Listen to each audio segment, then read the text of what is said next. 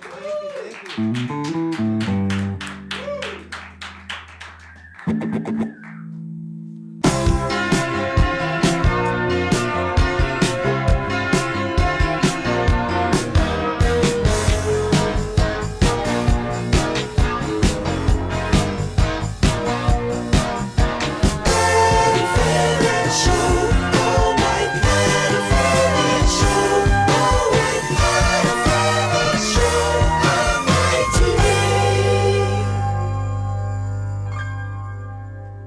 Hello and welcome back to the Adam Friedland Show. It's Adam Friedland's second to last episode of the year. Merry Christmas, everyone. I hope you guys are having a great holiday season. I'm going back on the road, of course. Emerald City Comedy Club, Seattle, Washington, January 22nd and 24th. I'm doing 5 shows. Get tickets at emeraldcitycomedy.com. And also there's a link in the description. Caleb will be there as well. And as always, guys, a sincere thank you to our members here on youtube.com. You guys have made this show possible this year. If you'd like to sign up, members get access to all of our episodes early, and if you join at a second or third tier, you get your name in the credits of this fine program. If you'd like to join the Friedland Family Foundation, you can do so by clicking the join button here on youtube.com or by clicking the link in the description of this video. Also, there's a link for a Patreon if you prefer to support the show through Patreon. Hey guys, merch is available. Christmas is what, 2 days, 3 days away? You could get it for probably after Christmas. Yeah, you can get it for after Christmas. I'm not going to make any clip. You can get it tomorrow. New Year's gift. You can get it for a New Year's gift. My guest this week is legendary rock musician Kevin Mr. Wonderful O'Leary. His nickname is Mr. Wonderful because he's known primarily for being wonderful at playing guitar and dressing wonderful as well. Caleb. Yeah. We've all heard the tracks, but Kevin is making the musician goes actor turn official with the release of Marty Supreme, Music and Movies. Music and Movies, Alexander wept, for there were no more lands to conquer. Smart. This is smart. It's the end of the year, guys. I'm wearing the same clothes as last week. Guess why? Because I'm recording, we're dropping, I'm not saying it. Have a nice Christmas. Enjoy this one. Go see Marty Supreme in theaters everywhere. Support the movies, okay? Because pretty soon, there's gonna be one fucking studio, and that is, and that is Joe Max Productions. I forgot the name of it. So guys, Kevin O'Leary, enjoy it. Bye, give it up. Go see the movies. Thank you to Roe for sponsoring this episode. I'm not a RoSparks user, but I'm excited to tell you what it's all about. Women can sense confidence in the bedroom. They think it's sexy. And I've heard that RoSparks is the easiest way to not worry about your erection and how it can affect your swag in the bedroom. RoSparks is a 2-in-1 prescription treatment for guys who, what's up, dude? Who want harder and... Fuck, I can't. Can you make the words larger? This is a 2-in-1 treatment for guys who want to be better in the bedroom. All right, guys. After RoSparks dissolve, they work in 15 minutes on average. Plus, RoSparks dual action formula stays active in the system for up to 36 hours. No, you don't stay hard for that whole time. But when you get aroused, you're able to get it and maintain an erection. With RoSparks, guys can get harder, have more control in bed, and boost to last longer so everyone gets more pleasure. Ro connects guys with a medical provider 100% online, and if approved treatment ships directly to your door. If prescribed, new sexual health patients get $15 off the first order of Sparks on a recurring plan. Connect with a provider at ro.co/TAFS to find out if prescription RoSparks are right for you. That's ro.co/TAFS for $15 off your first order. Sparks is a compounded drug product. Compounded drugs are permitted to be prescribed under federal law, but are not FDA approved and do not undergo FDA safety, effectiveness, or manufacturing review. For full safety information, go to ro.co/safety-info. Ladies and gentlemen, entrepreneur, business legend, entertainment legend now, and now actor. He's in the movie Marty Supreme coming out Christmas. Everyone, please put your hands together for Kevin O'Leary. More noise. Thank you so much. I really appreciate So it. That's Kevin's great. a massive fan. He's been emailing us nonstop. I said you can finally do the show. Yeah. Before I came in here, I checked you out. You're okay. I'm okay. I'm going to give you a 7.2 out of 10. I think that's reasonable. 7.2. You may be able to increase your score depending on how today goes. Oh, I think Yeah. I'm gonna be 9.9 after this. Really? I have a feeling we're gonna be best friends. I don't know why. That's good. That's good. And I need a lot of advice from you. So I think I'm ready to give it. Oh, first of all, I want to congratulate you on the film on Marty. I was at the premiere at Lincoln Center. Were you there or no? No, I have only seen the sequences that I did the voiceovers on. I intentionally waited, and I talk to Josh every day almost. I'm going to do the SAG screening for the first time on Sunday, and then do the LA premiere on Monday of next week. Then come to New York. We're on a full promotional swing on this movie. Yeah. Obviously, A24 is excited about it. There's a good Oscar buzz for Timmy. I want to see him win it, obviously. That would be great. What about you? I don't think they push as hard on the supporting actor role somehow, but we'll see. I was seeing that, honestly, at least a nomination. Look, I'd love it. I mean, I've never acted before. I had no idea what I was getting into. And I have a theory that you may want to consider, and here's what it is. I'm really primarily an investor. That's what I do. I invest in a lot of businesses and people. And so over the years, you invest in a startup or a nascent company, half of them fail. But 5 years later, maybe 7 years later, the winning companies, when you're exiting and you're getting 10,000x on your money, the men and women that run those, do they have any common attributes? I started to ask myself. What do they have that's common, even though they don't know each other, even though the businesses are in different sectors? They're all different. And what is common? Well, there is one thing, and this is kind of unique. Jewish. If you look and talk to them, because you get to know them after 5 years, and they say, you ask them, how do you spend your time? I mean, I know you're working like hell, but what else do you do? In every case, they spend 20, 30% of their day doing something completely out of their comfort zone. Crazy shit, like paragliding, going to Switzerland and jumping off a cliff and learning how to do that, which is, I think, nuts, but they do it. Or they go to space. They buy one of those things up in, Virgin or whatever Spaceship, it is. yeah. Or they learn how to play the cello. Or, What's yours? well, I like to think that the things that really keep me passionate are my black and white photography that I still do with Leica cameras and Hasselblads. I've been doing that my whole life. I remain an editor. I cut at least one of our social media posts every week on Premiere because I used to cut film. I practice my guitar as much as I can. I collect watches. Those are all different than what I do as an investor. But my point is, when you get an opportunity, see, here's what happened to Marty Supreme. I get a call from Josh and Ronnie, and it actually came through my agent, and he said, listen, Kevin, great guy, Jay Suris, I've known him forever, been all the way up through television for years with him.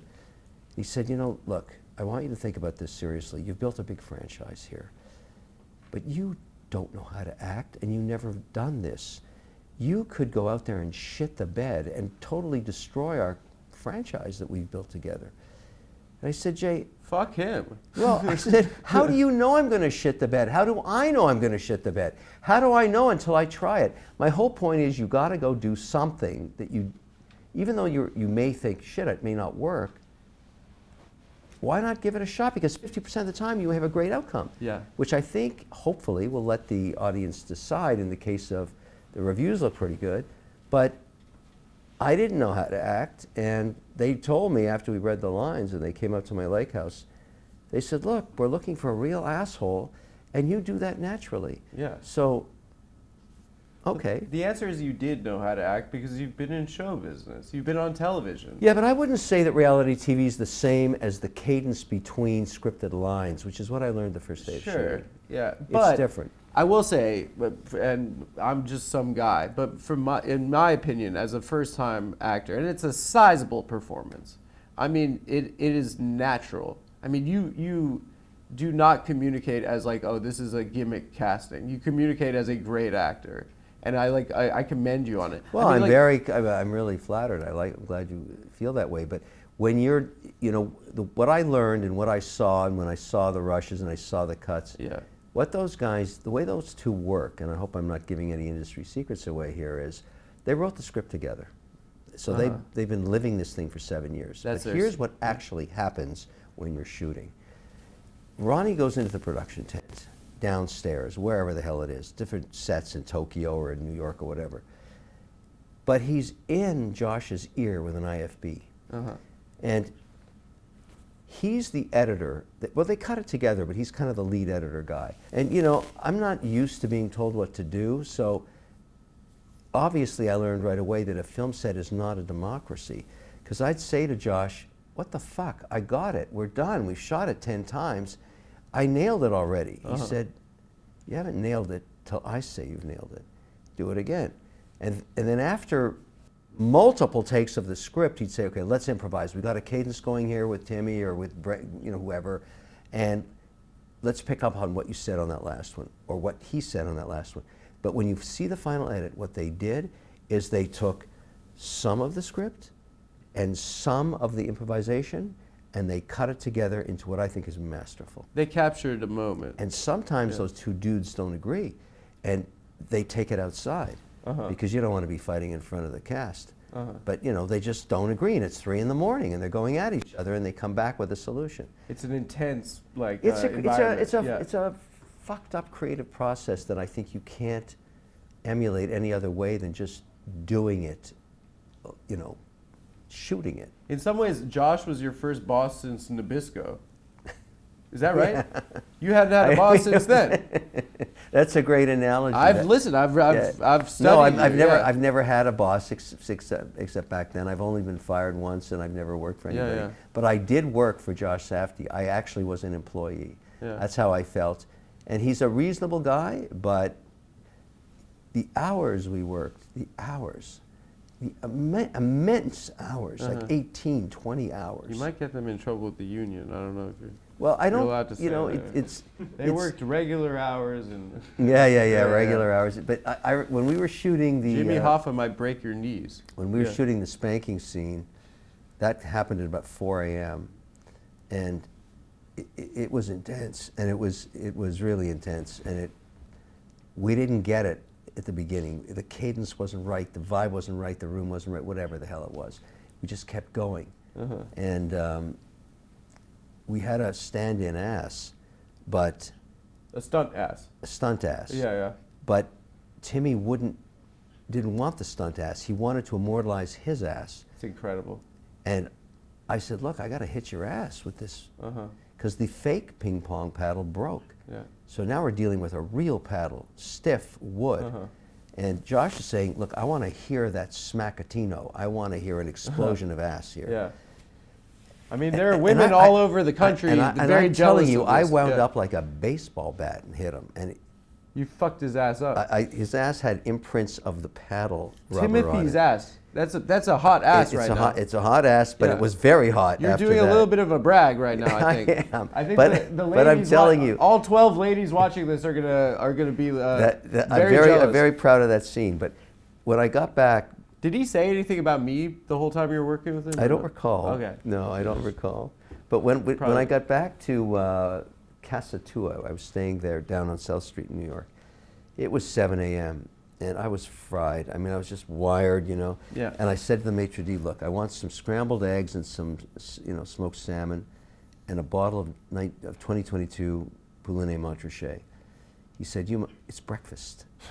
What are you, nuts? I said, well, it's not breakfast for me. I've been awake for 2 days, so I want the bottle. And I drank I put a straw in it, and I called my wife up and said, you want some Montrachet? She said, it's 7:30 in the morning.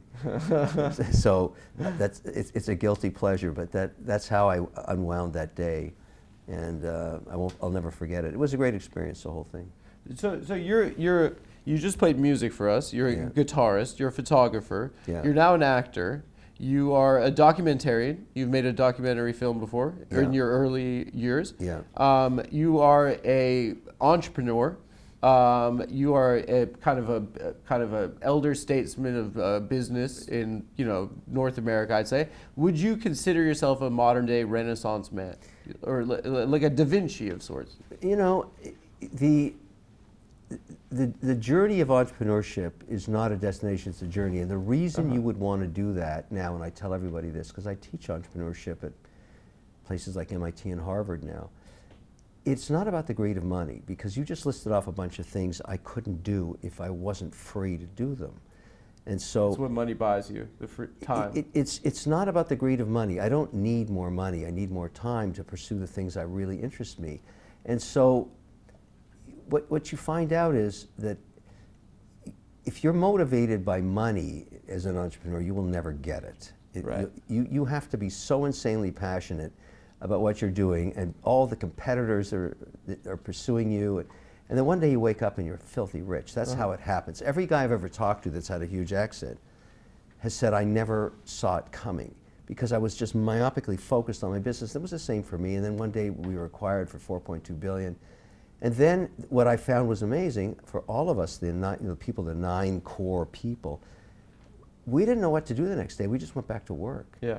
I mean, that's all we know. Yeah. And so we just kept doing other things, and I've done many other successes and failures in that period. But, it's allowed me to do some really interesting things, and that's what keeps me going, and, pursuing stuff. Uh-huh. Yeah. It's very interesting. Yeah. But you have to be able to afford the time, right? The time is the problem. Yeah. You can't buy any. I mean, that's the one thing, no matter how rich you get, you can't buy. You can't buy health, and you can't buy, you can't be guaranteed health. You got to be very careful. And I certainly think about that a lot. And I do try and use my time very carefully, because I don't have to do anything. So I'm here because I want to be here, and so I block this because you're a big fan. Yeah, well, also I just, you guys do interesting work. I've seen some of it, and it's interesting. I thought this could be good. So, that's why. And then I'm going to do some other crazy shit tonight. And what's that? I'm going to have a dinner with the auctioneer of the F.P. Journe Francis Ford Coppola watch, which I put on television about an hour ago. Oh, wow. Yeah, it's probably the most coveted watch on earth. It's probably going to sell on Saturday for between $3 and $5 million. I wanted to hold it in my hand before it went into a private collection for a generation. So I suggested we bring it to television. Did you consider stealing it? Yeah, the problem with that is I know Journe. I'm wearing one of his watches. The thing about watchmaking, which I really learned as time passed, is collectors now covet the independent watchmaker. And Journe is now considered a living Picasso. He is making only 900 watches a year. There are thousands of collectors around the world that want a Journe, but he personally decides who gets each piece. Really? Yeah. And and they cost what, over $1,000 probably? What's funny about that? Yeah, the secondary market would be in the millions. Primary, you can get one as inexpensive as $18,000, but you can't. I mean, that's the problem. The Elegant, which is the entry-level watch, sells for $18,000. Secondary market's $158,000, and that's a beautiful piece. Very simple. I want to try something, because this is like kind of a free education for me. I'm an entrepreneur of sorts. I don't think of myself as one. I'm kind of I'm a bum. Supporting yourself with what you do. I have a staff now, and you have a responsibility. They look up to me, and they see me as a friend more than a boss. But I bet some of them think you're an asshole. That's probably true. No, I think that they think. Well, okay. One thing that I've struggled with, and maybe you can, as an educational thing for the audience, you could kind of impart some wisdom on me, is firing. Like I don't like. There is one individual who's not here today. Because you whacked them? No, because it's probably been a matter of 3 months that he should have been fired. But every time I get close, I just don't have it in me. So perhaps if we could, like, act it out, you could kind of show me. You could be me, I'll be him, and then you could kind of like. because I really I don't know how to do this. I called my girlfriend's dad and said, "How do you fire?" What's his name? Paul. Okay, so Yeah. you're Paul. No, the guy. Yeah. Oh, yeah. So, Hey, Skip. okay, so listen. He's not here right now. Also, You know, I Yeah. get it, but I'm going to give you. Here's how Yeah. it goes down. You know, I want you to be happy. I really want to be. I want you to be happy, and I have a feeling you're not happy. And the reason I feel that way is you're not with the team anymore. You're not on the same agenda, and that must be that you're not happy. Now, I'm happy. I'm fine. I like it. well, the team isn't happy with you because they feel you're not happy. And I'm going to make it very simple for you. We're going to end our relationship today, but the good news is I'm going to give you a fantastic exit package because I want you to be fairly treated. That's number one. How much? And number two is, you know, How much the exit package? I'm going to pay you 3 months of your salary. Okay. You know, well, I don't yeah. have to. I could pay you 6 weeks. be I a could pay good you guy, six- 'cause I'm a good guy. Listen, that's Yeah. why they call me Mr. All right. Wonderful. Yeah. So I'm going to Do give I you say, 3 can I months. call myself Mr. Wonderful? But what's important is that Okay. we go our own ways now. I don't want you sitting around. In fact, I've cleaned out your whole place. There's a box outside on the street. It's waiting for you. Yeah. Okay. But I got you a limo. The box is in the limo, and it's going to take you wherever you want. Okay. Can I just do that right now? I swear to God. Yeah. Yeah. I mean, you did Well, that's how you do a fair. a fair. Yeah. Oh shit, can. Okay. I mean, I'll be nice about it, but. Okay. I mean, just give me a minute. I know we're pressed for time, but. I'll just get him out of here because this has been driving me nuts. Because Well, I think it's you against my. got to make a decision. That's my whole point. Hey, Hello? where are you? No. What you want? I'm home right now. Yeah. Well, why aren't you here right now? There was some, I had a family emergency. It's a fucking. Hold on one second. He bullshits the worst. It's the worst bullshit I've ever heard. Well, Wait, do give me your a thing. second. Yeah. Okay. Well, you know, I gotta say, I'm starting not to. Listen, it doesn't matter, but I don't. It's My been. son is in the hospital right now. He is. Yeah, he relapsed. You know, I know that you know the issues, but he Is he okay? He relapsed. He overdosed. He's not dead or anything. He's okay, but he is. It was pretty bad. I'm sorry, dude. And I know. since And your it's since your obviously, wife, you know, yeah, I it's- know. Yeah. He's it's got like the same- shit with his Because fucking it's a mom. disease, yeah. I know, and it's just like it's happening again. And I can't lose them both. And it's just, I'm sorry I didn't text you. I thought I did. Well, here's what I'm gonna do. I can tell that you're not happy, and the team isn't happy with you. Yeah, and what I'm gonna do is offer you a very generous package. Are you firing me? What I'm gonna do is I want you to be happy, so I'm gonna offer you 3 months of My your pay, and then your I packed up a box and your stuff is outside right now. my son is in the hospital right now, and you're telling me I'm going to lose my health insurance? Well, That I listen, get through this show. this is it's business Are you is. filming this right now? No, I'm not filming this. No, I wouldn't. No, come on. No, I'm just saying. I gotta. Like a prank But thing? no, I gotta go. Good luck with everything in 3 months, and Put this out. just I'm going to sue. okay. Anyway. Well, Oh man. that's a horrible story if it's true. If he made that up, he's a bad person, right? I don't know. I don't know. But you know, I feel like an asshole right now. well, I think there could be asshole factor 6 in you. I don't know. Was it not the right time? Should I not have done it then? Unfortunately, these two things are horrific. They're both bad, but there has to be an outcome. That's the whole Yeah. point. Because All right. I don't think it's going to get better for him. Uh-huh. I mean, this is listen, my heart goes out to him if that story's true. Yeah, I didn't know that at all. Well, do you know that?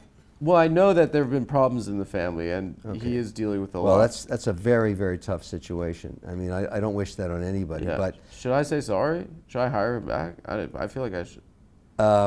why do you think it'll be better? Like he's in law. No, but the whole point is, why is the original problem still? It's still going to be there, whatever it was. I mean, I don't know the details. Yeah. Listen, business. You're right. You know what you're talking about. Yeah, You're right. it's kind of like you have to take care of the remaining employees. That's what matters. Yeah. You could be more generous if that story's really true. Maybe 6 months, or maybe a year, or maybe a raise. maybe. Well, okay. Let's move on because we have this. I said.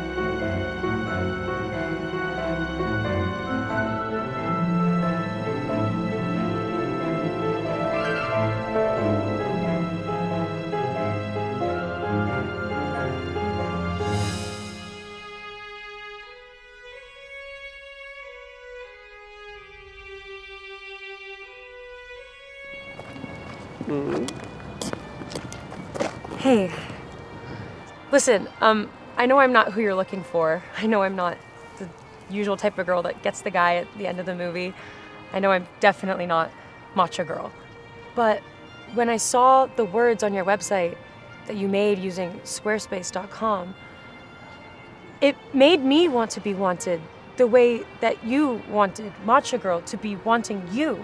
Look, I know I'm a loser. I'm a freak, and I can't imagine why someone like you, who could make such an amazing website on Squarespace using their built-in tools like AI-assisted blueprint and search engine optimization and their scheduling. Yeah, they're scheduling. Could ever want me. But just so you know, if you ever did, I'd love you. I'd love you until the day that I die. Yeah, sure. You want to go? Oh, all right. okay. Yeah, yeah, thank you.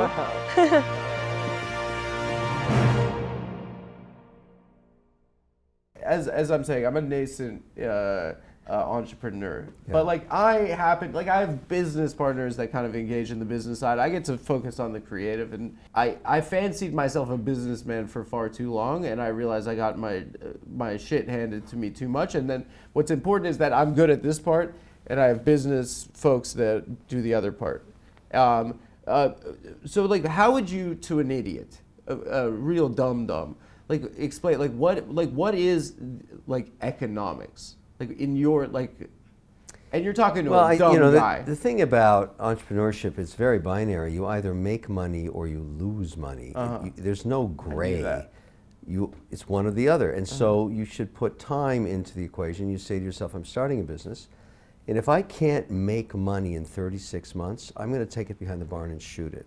Because at that point, you've run out of an idea. That idea is not working. You weren't able to prove that you could acquire customers economically.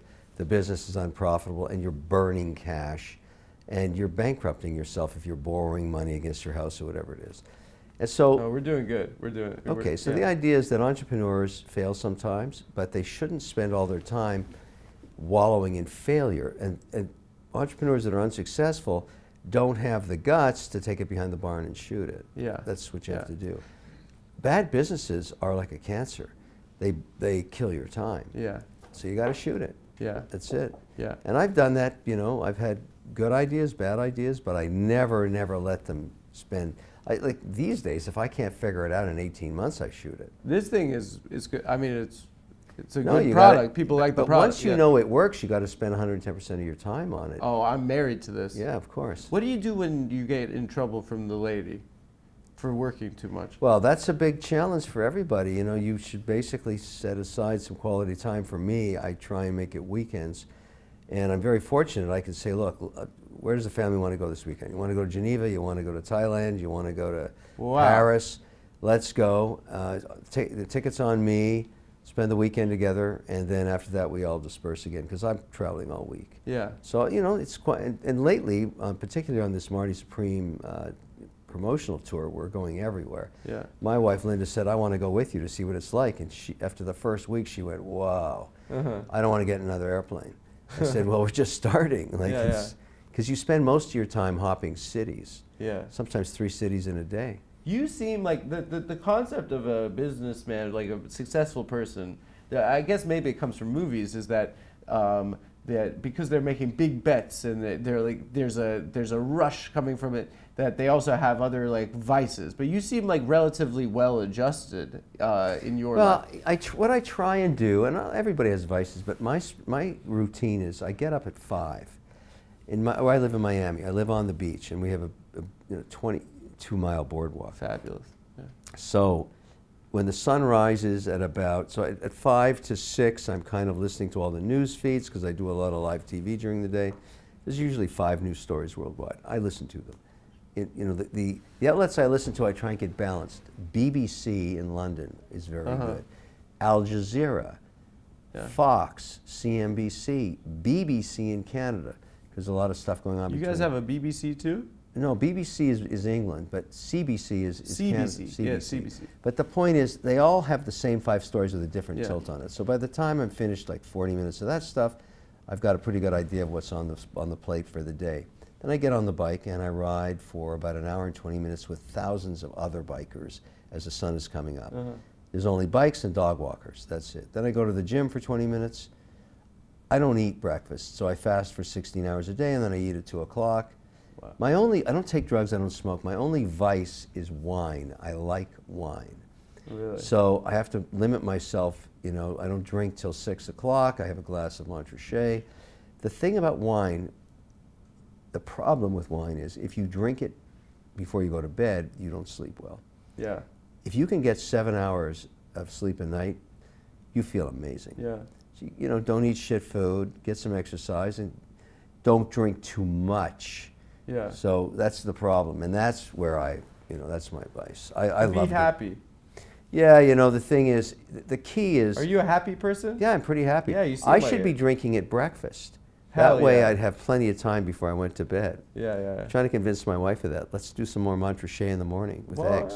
I could talk to her. I'll let her know. At your level of elite entrepreneurial business people, you must have met some real freakazoids that Yeah. outside of the boardroom. Well, where I see the guys from other planets is in the technology deals I invest in. The programmers, the coders, the firmware developers. And what are they doing? They're just eclectic dudes. I mean, Sex the really good ones are the really great engineers are not normal people. They're just unusual people, and they have the ability to be extremely focused on the signal of the work they're doing, and they don't let noise get in the way. They're very eclectic, and I've been working with guys like that and women like that for 20 years. Yeah. So the guys that wrote Mist, it's a title from way back that became very famous. 5 guys in a house, they all had Ferraris.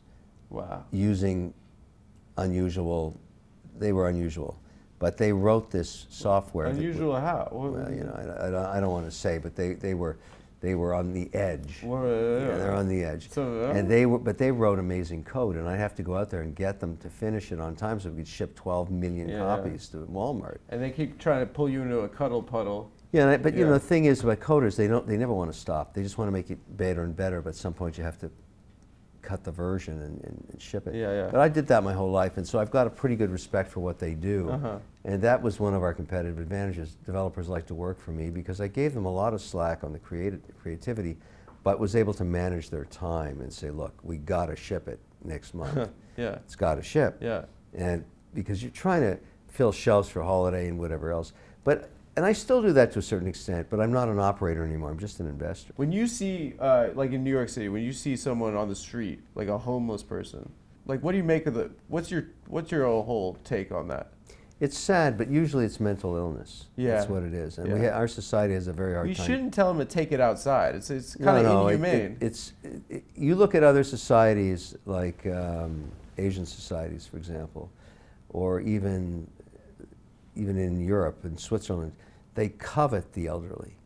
Yeah. They want to bring them into their homes, and they keep their grandparents around because that's how the family values work. We don't have that in North America. I feel like in the future, have you seen the show Mad Men? Yeah, of course. Like there's you remember they're going for a picnic? Yeah. And then they shake out all their garbage into a field, and you're Right. like, oh, they didn't know what littering was? Yeah. I feel like in the future they'll look back at us and they'll be like, you just walked past a guy just suffering and dying on the street? Yeah, I think so it'll be- there's hopefully homeless in every it'll- society, yeah. but usually if it's mental illness, it's being supported by a family somewhere, so there's less of it. Certainly the Asian countries are the same. Can we do a thought experiment? Okay, Sure. you go to bed, Miami, beautiful life, beautiful house. You're Mr. Wonderful. You open your eyes. You have $0. You go around. You're like, I'm Mr. Wonderful. People are like, I've never heard of Mr. Wonderful. Okay, what do you do? Seriously, the Well, maybe first that'll day. happen to me in a dream. You never know. But I'm saying, let's do a thought experiment. You wake up, you're on the street, and you have $0. What do you do your first day to get back on your feet, make money? Yeah, I would probably go be a laborer as I did when I was young. I was a bricklayer, and then I washed dishes. But you can't really go up that way, right? No, but you have to get some cash. I mean, you've got to be pragmatic. Okay. You know, you've got to get some clothes, get some cash. I would probably go and use my skills in photography and you know, find a job in doing social media or something because that's a growth area. But you got to start at the bottom again, and you know, basically there's a lot of work for people that want to work. Maybe it's in the field, or maybe it's, you know, in service industries. They don't want to do that though. Yeah. And so how long would it take you to get $1 million from zero? If just a thought experiment, from that circumstance, no one knows who you are. You're not a star of screen and small. I think I could do it again. Do you think 3 months you get $1 million? Again? I don't think I'm not sure I could do it in 3 months, but I would assume 3 weeks. you know, the way you make $1 million is you don't buy shit. Like, you actually have money to invest. Really? That's how I figured it out. It took me a while to figure it out. You know, I was able to make $1 million when I was pretty young by just, I had, you know, when you go into your own closet and look at all the shit you bought over the years you don't wear. I mean, it's such an easy one to see. But you're a dandy. No, I can afford. But you can afford it. Yeah, I can afford to get great clothes now, and I have a lot of fun. You know, between the different brands. Right now, I'm working with Dolce. They're doing. Really? That's because of Marty Supreme. Give it up for that. Dolce is doing. Thank you. Yeah. What I like That's about the weakest applause ever. Well, you know what the hell? It's great. Guy. But they are working with material and designs from the 30s and 40s, which kind of fit the whole Marty Supreme vibe. Yeah. So for I've got some very crazy shit coming for the premieres in New York and L.A. No. Like Lady Gaga level? I think I might beat her on these. You're going to wear meat? I should wear meat, but I've got an amazing jacket from sort of Louis XIV kind of vibe. Whoa! You know, and I love that for you. That's actually pretty cool. It's definitely me. Yeah, that's you. That is Mr. Wonderful. It's a wonderful kind of, you know. Anyways, it's fun, and I bring it home, and my daughter and wife just go out of their minds when they see this stuff. Your wife gets turned on a little. Well, I remember when I bought my first Porsche. I collect Porsches, and you know, I drove it home. It was 911? Yeah, it was a 911 turbo convertible cabriolet. Woo. Stick shift. And all she said to me was, "Oh, great, another bald asshole in a Porsche." They don't understand how cool stuff is. I love that car, and I like the new Porsches. I got the 50th anniversary. These cars are amazing. They're, you know, German precision, all that stuff. It's like a watch. I might put 1,000 miles on it a year. I don't drive it very often, but I like to just look at it. Come on, dude. Yeah. Why don't you just Well, you think about a car. I'm a young you. Watches are easy to collect because you can actually store them in a bank vault, but cars, you got to get a garage, climate-controlled facility, and you know, tricklers and all. It's complicated. Yeah, it's a lot Insurance of headache. Is crazy. And the maintenance, Nuts. Yeah. Guys, I want to talk to you about Monarch Money. Guys, the holiday season can be really stressful. Between travel, gifts, hosting, entertaining, you name it, it's easy to lose sight of your money and financial responsibility this time of year. If you want to keep your finances under control this holiday season, you need to be using Monarch, rated Wall Street Journal's best budgeting app of 2025. Monarch is the all-in-one personal finance tool that brings your entire financial life together in one clean interface on your laptop or your phone. And right now, just for our listeners, Monarch is offering 50% off for your first year. Goodbye. It's easy to blow through money with your holiday budgets, and you need a central place to track everything in real time. And seeing travel and gift expenses add up already this year, it's shocking. Monarch was a wake-up call. It made me stop and adjust my spending before the credit card bill arrived, and I got yelled at. Right now, I'm checking my holiday spending category to make sure I don't start the new year with a debt hangover. Yeah, to make sure I don't get too nice of gifts. It's my essential year-end financial reset tool. You can link everything, investments, 401ks, property value, to get your true net worth and stay on top of your year-end priorities, like maxing out your contributions to your 401k or Roth IRA before the deadline. Easily keeping track of my finances and my year-end financial to-do list with Monarch means I can relax and enjoy the holidays for once. My partner, my partner and I use it for recurring money check-ins, reviewing the dashboard for just a couple of minutes a week to stay on top of everything easily. It has made our financial conversation so much smoother. Monarch is built for people with busy lives. If you put off organizing your finances, Monarch is for you. Monarch does the heavy lifting. Link all your accounts in minutes and get clear data visuals, smart categorization of your spending, and real control of your money. We promise you never need to touch a spreadsheet again. Don't leave money on the table. When you're making good money, it's easy to get complacent. You don't need to track every single dollar but ignoring your finances entirely could cost you. And if you're not on top of your money, you could be missing chances to save more and invest smarter and hit your financial goals faster, like buying a home, saving for retirement, or you name it. Monarch helps you stay informed, so nothing slips through the cracks. Monarch is beloved by users and experts. I'm sick of being on camera. Monarch isn't just a finance app, it's a tool. Am I off camera? That real professionals and experts actually love. Named Best Budgeting App for 2025. Give me your laptop. I'll just read it. Named Best Budgeting App for 2025 by the Wall Street Journal's Forbes Best app for couples, named CNBC's top fintech companies in the world. I love that list. A passionate Reddit community of over 34,000 users that shape the product and how it's developed. Money can break couples. Monarch brings them together.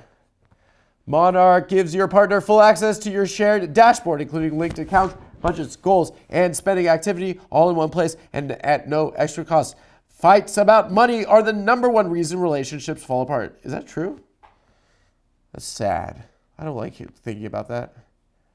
No more guessing, no more hiding, no more I didn't realize we spent that much. You can even give access to your financial advisor at no extra cost. Don't let financial opportunities slip through the cracks.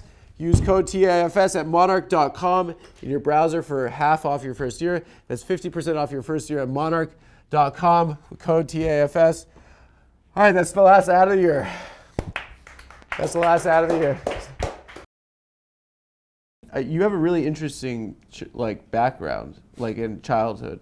And I wouldn't have expected it. I kind of knew you from TV. I'm like, oh, this guy's blue blood, Wharton boy. But you were born in Canada, obviously. Montreal, moved to Champaign-Urbana, Yeah.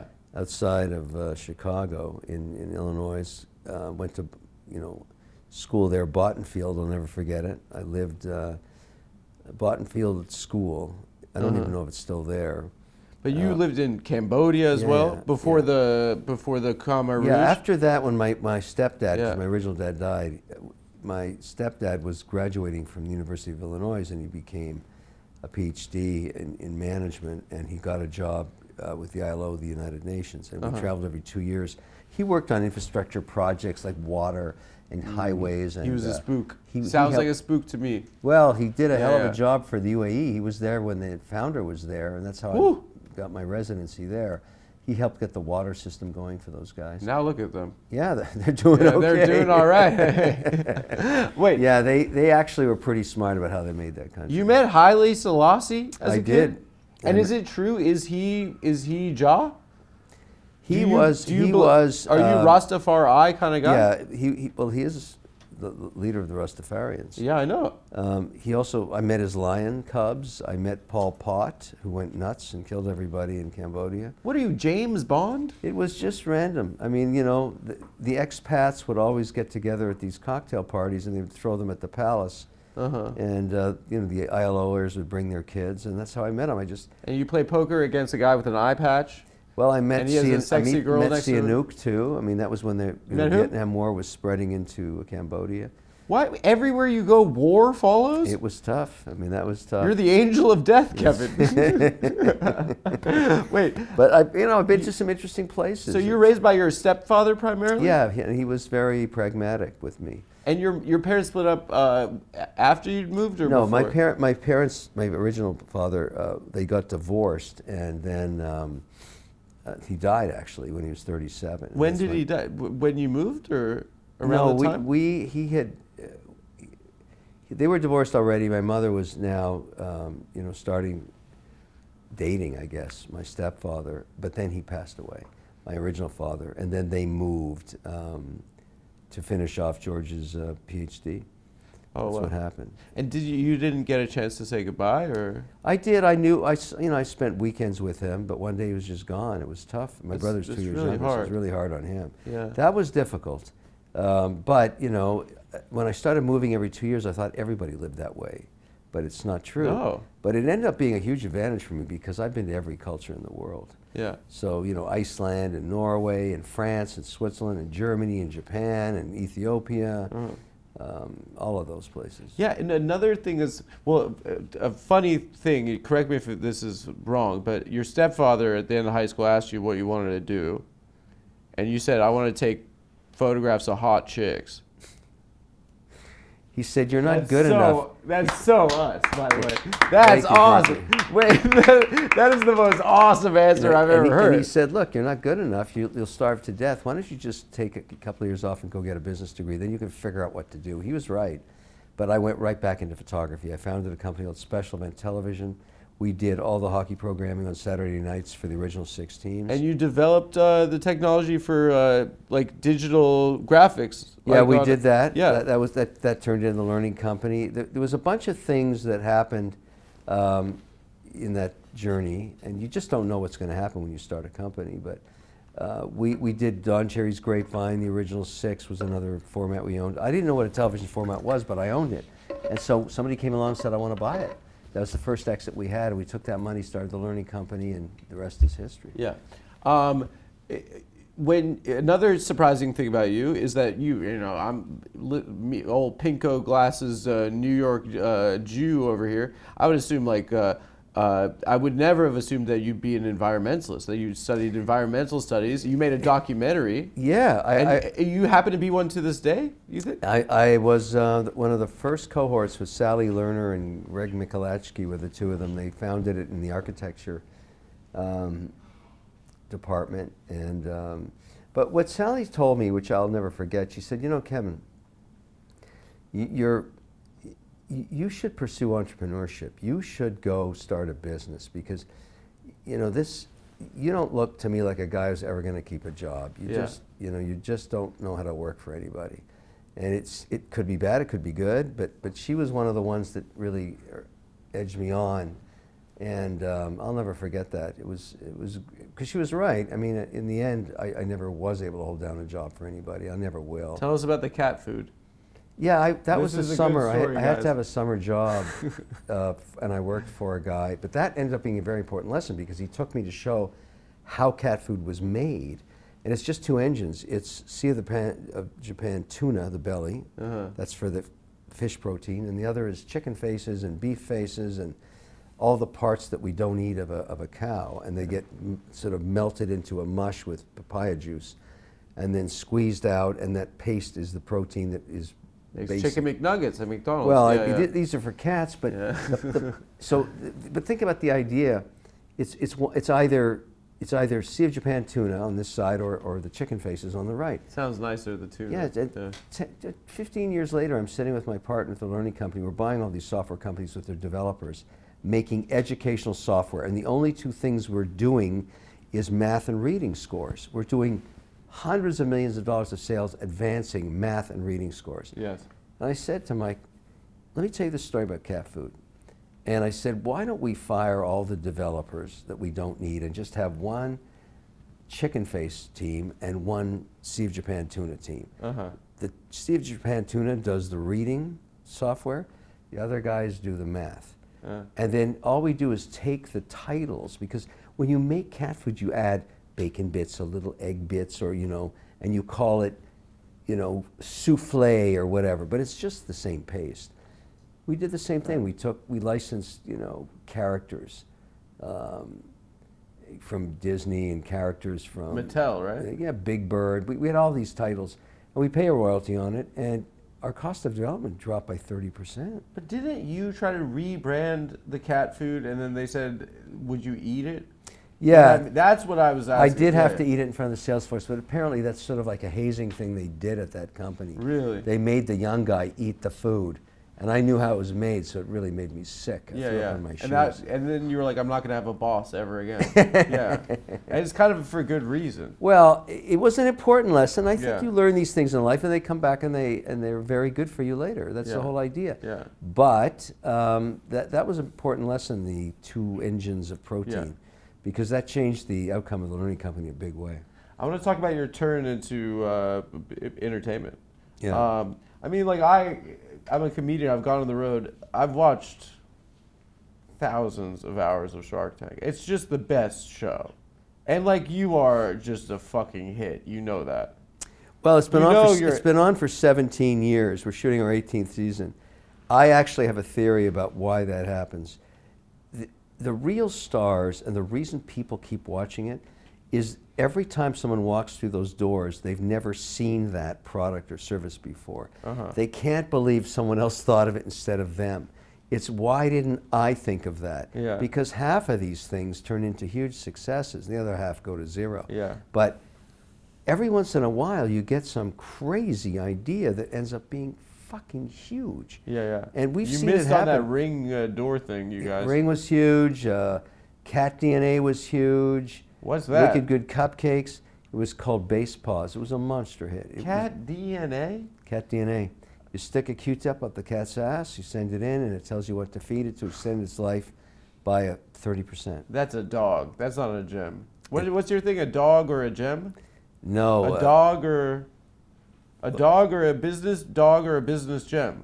Well, I'd say, look, it's a howling dog from hell. You know, That sounds like the dumbest idea for anything. But it's that not. pisses me off that that's successful. Yeah, but you know, I've seen so many pitches now. I kind of have an idea what's going to work and what Yeah. isn't. I But like when you're mean to kids. I don't like kids. Yeah. When they're like, I'm 3 years old and I have a business. And you're like, you're an idiot. Get off The way I get out of that problem is I say to the parents, I'll invest in the 3-year-old if you take him out of school for the rest of his life. Yeah. So that he can work for me full time. Yeah, he shouldn't be I don't going to know school. why anybody would invest in a kid in high school. You It's got to a wait till they gimmick. graduate. Yeah. And I would do it. I think it's dumb. But you know, it's TV, and so it happens. You crush it on that. How much of Mr. Wonderful is a character? Because I'm meeting you right now, you seem like you're just calm, friendly, well-adjusted, zened out dude. Well, And I don't you're think telling a you baby can. that he'll never work again. You can't. You turn it on. But you can't fake it for 17 years. You can't do that. That's who I am when it comes to investing. I scrutinize deals.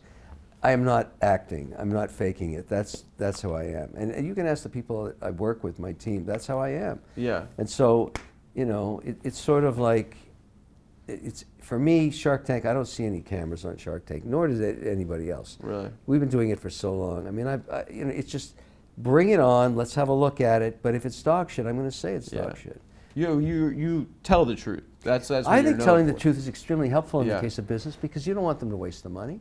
You want them to actually say, maybe it is dog shit. If everybody won't invest, I find it very disingenuous when Barbara or Lori say, well, That pisses me off too. you're so nice and I think you're wonderful. You should just go do what you do. You don't need any of us.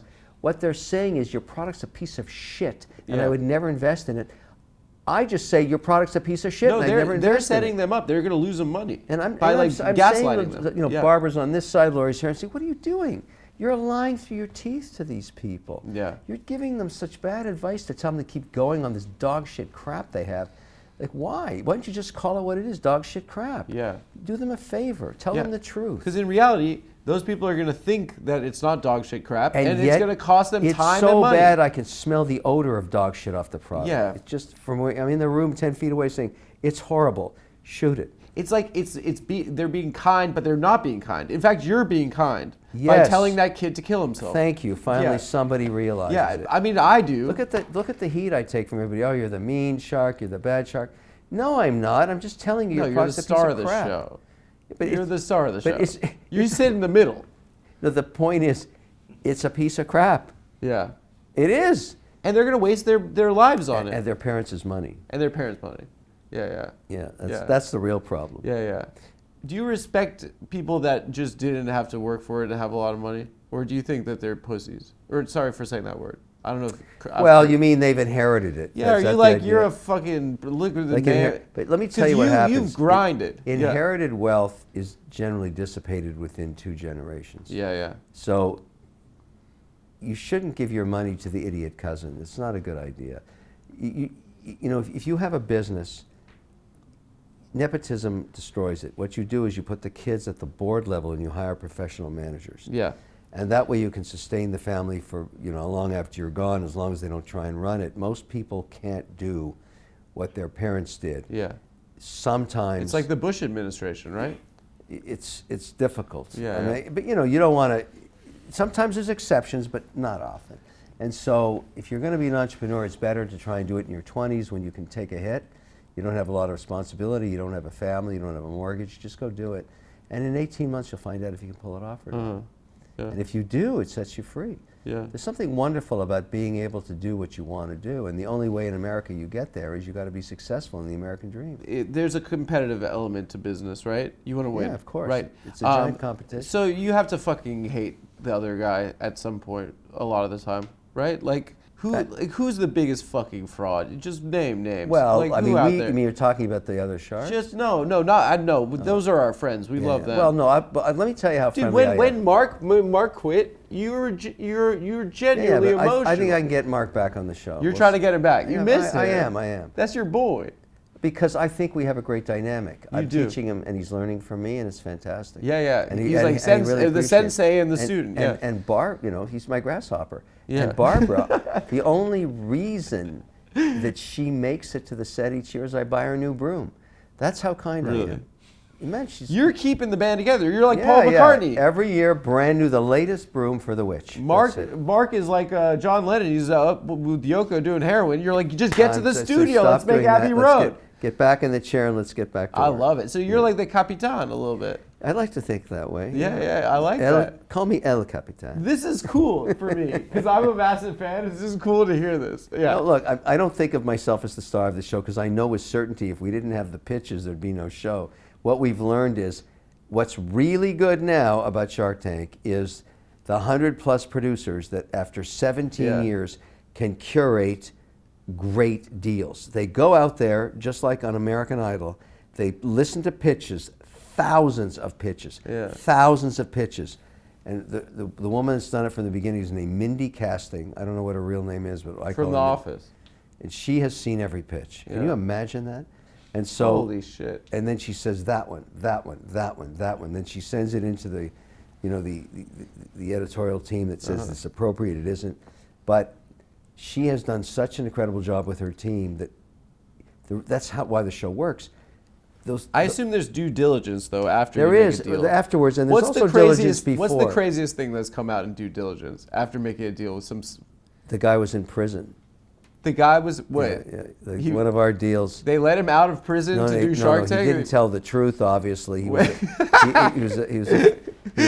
was a felon. That's not useful. I think it's better to tell the truth. Yeah. I'm not against felons. I think they've redeemed themselves. They've served their time. That's what Miami's all about. Well, it was built on larceny. But the point is, you got to disclose that. You have to tell. You think Timothy would have fun on the show? I do, and I think I've met many of his friends when we were shooting. I think he would have. I've met him before. He's awesome. He's a great guy. Yeah, he's really cool. He's he's dating with the classic Kardashians. method actor because he gets into the zone and you shoot the scene and then he checks out and he's quite something. What lessons did the other actors impart on you on set? Well, did they help you? As you saw in the movie, there's a lot of interaction between a lot of people simultaneously in those big scenes in restaurants or kind of like homes. Robert Altman, kind of Yeah, and so it's a roaming camera, and you do those sequences multiple times, and you get into a cadence of what the script is. There were some great people in that thing that really knew what they were doing, and that made it easy for me. Yeah. I mean, I thought probably by the 4th or 5th day I was into the kind of groove of how that, Josh and Ronnie worked. Did Gwyneth ask you for like tips for her Goop company? Actually, we met 3 years earlier Yeah. on Shark Tank. Really? She was a guest shark. Yeah, because she's an entrepreneur. Yeah, she was. Goop. Goop, yeah. Yeah, The, so the, she had the Goop ladies going, love this stuff, yeah. That's a I don't even know what it is, yeah. And so we knew each other already, so it was very easy to roll into the husband-wife scene. It was very easy. Yeah, you felt like husband and wife already from Shark Yeah, but Tank. a loveless marriage, she was a horrible person to me. Yeah, you felt like she was a bad, she hated you. But there Did you feel like you were being when you were shooting a scene? Like you were the guy. It was really interesting because it was easy to get into that character. Milton in 1952, that was quite something. I didn't have a hard time becoming Milton. That was good. It was good for me. Yeah, you killed it, dude. I mean, seriously, I'm genuinely impressed. Can I tell you what happened to me at the premiere? Sure, tell me. We'll end on this. But this guy, I was with this guy there. Yeah. Josh is on stage. He said, I finished editing this last night. This is the movie. Enjoy it. The lights are going down. I'm walking down my row, and I have a pair of pants, and they have a snap button on the back. There's a woman in the row. My pants brushed past her hair, and her hair got stuck in my pants. And And then the lights are going down. And she's screaming. And she's like, ouch. And then her friend, she was with her gay friend, and he was like, you're hurting her. And then everyone on the other side of me was like, sit down, the movie's starting. So I'm like going like, sorry. And it was, and he's sitting there and he's just laughing in my face at it. And it was perhaps, that's how I started, the movie started for me, actually. Yeah. Oh, I was apologizing to a woman for her hair. Well, I think you. And I couldn't get it out. I think you deserve the abuse. I mean, What did I? It's not my fault. I don't know what kind of pants were those. That's crazy. They were from Double RL. Oh, no kidding. Yeah, it's a nice line. Yeah. Ralph, I like wear it. a lot of. I have it here. I see that. Do you know Lift Shits? Yeah, Ralph? of course. He's a good But, guy. I think the thing is, it's a shame that happened, but a little excitement doesn't hurt. No, it's hilarious. But I was getting. I think you were at a screening where I had some friends and they were texting me during that's the first interaction. We just saw the most Jewish man in the world. No, I think they said there's some asshole pulled up some woman's hair. Kevin O'Leary, everyone, give it up. Thank you very much. This has been a pleasure.